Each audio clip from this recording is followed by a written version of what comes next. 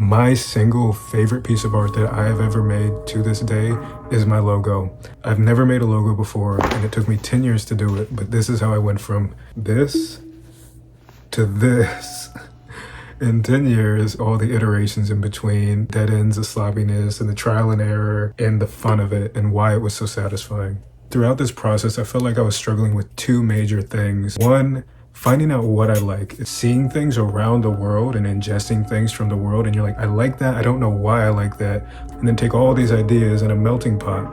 And then that's the second thing, make it cohesive. It started really simple. I knew I wanted a bird inspired by Atlantean mythology. It looks so messy and incoherent, so I'm then trying to fit it into a circle to make it pleasing to look at, simplified in a way. Then I had another idea that then sort of haunted me, which is, what if I turned the bird into an S and then the B into a wave, because the name's Swimming Bird. So I'm thinking if I invert it, it's like a double entendre. I kept trying to frame it in a circle, some kind of structure that was simple, and none of that was really working. What I ended up doing was seeing inspiration from like Japanese calligraphy, how it's usually framed in like a rectangle. I took a golden proportion rectangle, cut it in half, and then fit the logo in there, and it worked a lot better than a circle to make it more pleasing to look at. But then it was still really, really messy.